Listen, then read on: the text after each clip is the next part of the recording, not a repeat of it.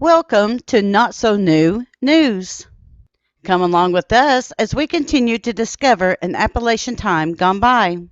Today's article comes from the town of Whitesburg in Letcher County, Kentucky's newspaper, The Mountain Eagle. Volume 2, Number 46, Industrial Edition, Section 2, dated July 22, 1909. Page 7 is not named and continued in today's reading. Rapidly rising attorney, David Hayes. The above is a moderately good representation of attorney David Hayes of this place. Mr. Hayes was born in Knott County in 1872 and is an example of the self-made man. His father, Captain Anderson Hayes, is one of the oldest and best-known men in the mountains.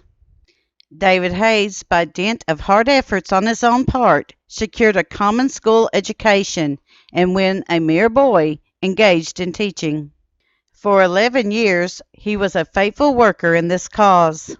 In the midst of his career as a teacher, he married the daughter of John L. Holcomb, a good citizen of Line Fork of this county, and became one of our citizens. While teaching, he gathered a few law books and began to study of law, and was admitted to the bar in 1899. In 1904, he located at Whitesburg and began practicing.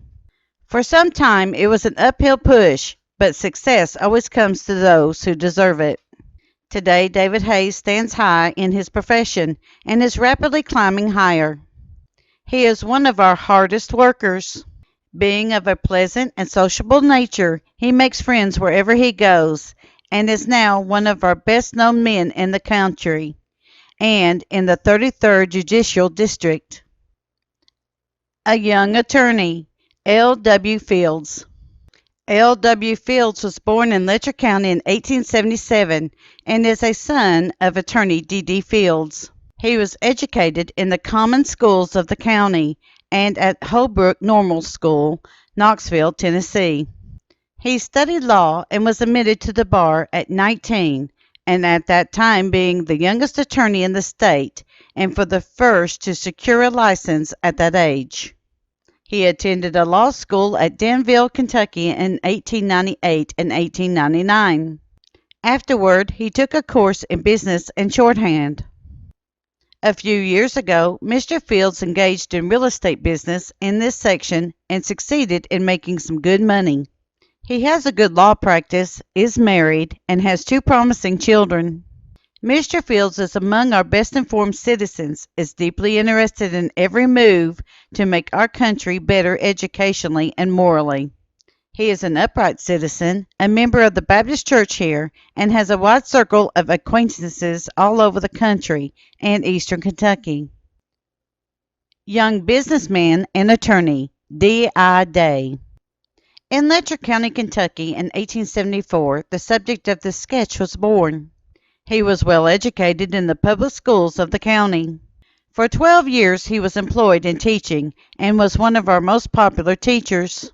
He entered Bryant and Stratton's Business College at Louisville in 1904 and graduated with high honors. Upon his return to his home, he was employed as stenographer for the Mineral Development Company at this place and has held that position ever since. In 1907, he was admitted to the bar and is making considerable progress in this profession. Doug Day is one of our best all-around professional and businessmen and enjoys a confidence and esteem in a large circle of friends. The Webbs. Sometime in the early part of the 18th century in southern England, a boy was approaching the age of 11, was whipped by his father, and sent off to school.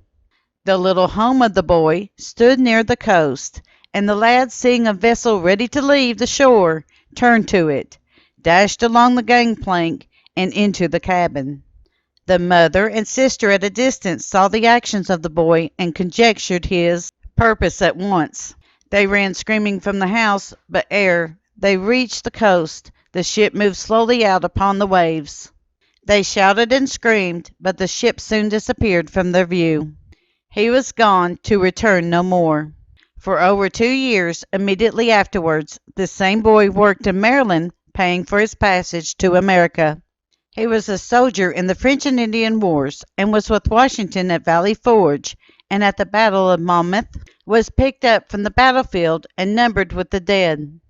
After the Revolution was ended, this same boy, who had miraculously recovered, married and settled in North Carolina. He had a son, Benjamin, who upon reaching manhood became fired with the reports of his kinsman, Daniel Boone, brought back to North Carolina, and in company with a great number of others crossed the country, and in 1806 settled in what is now Letcher County. His first named boy, the grandfather, great-grandfather, and great-great-grandfather, all of the Webbs in this country. The second boy mentioned was old Benjamin Webb, grandfather of the editor of this paper, and the father of 3 Webbs shown in this article. The first boy lived to be over 100, the second 95, and both died in Letcher County. Those who were pictured: Uncle Wiley Webb, age 82. Aunt Sally Webb Adams, age 84. Uncle Miles Webb, age 87. A faithful official, J.P. Adams. The subject of this sketch was born in Big Cowan in this county in 1876. He was reared on a farm and attended the public and private schools of the county. He attended Professor Clark's School at Hyman and then entered the Northern Indian Normal School at Vesperio, Indiana, where he finished his educational career. He began teaching in the public schools for 8 years and was one of our best-known teachers. In 1903, he was elected clerk of the Circuit Court for Letcher County and is now serving in that capacity, though his term will end January 1st, 1910. Mr. Adams stands accused of having discharged every known official obligation and stands high in the estimation of his large circle of friends. He is a consistent member of the regular Baptist Church and is yet unmarried. A successful salesman, James M. Day. The subject of this sketch is a son of Justice Henry T. Day of this place and is a popular and social businessman. He was educated at the public and private schools of the county and for a number of years taught in the public schools. In 1903, he graduated at Bryant and Stanton's Business College, Louisville, and at once entered upon his business career. For years, he was employed by McGlynn, Kilbourne and Company as a stenographer. About 2 years ago, he accepted a position with the reliable firm of Thomas Andrews and Company, Norton, Virginia, and has since been their faithful salesman in this country. He was a success from the very start and today is one of the leading traveling men in the mountains. He is married, has a handsome home and 2 bright children, and thousands of friends all over the country. Leading educator, Arch C. Adams. The subject of this sketch has been for the last 15 years closely identified with the educational and business affairs of Letcher County. He is about 30 years of age and has always been a model and upright business young man. He was educated and trained in the public schools of the county and at Vesperio, Indiana. In 1891, he was nominated and elected county superintendent of the schools of Letcher County and made an efficient officer.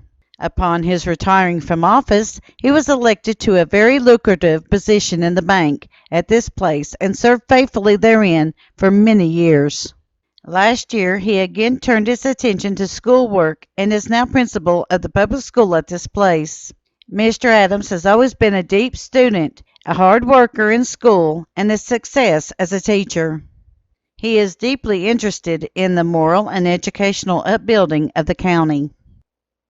An Internal Revenue Man, Francis M. Blair. The subject of this sketch is a son of the late Marion Blair and was born in 1876. His father died when he was quite small. He was educated in the public schools and considering his chances obtained a fair education. He entered the Internal Revenue Service in 1903 and has made a faithful and brave officer.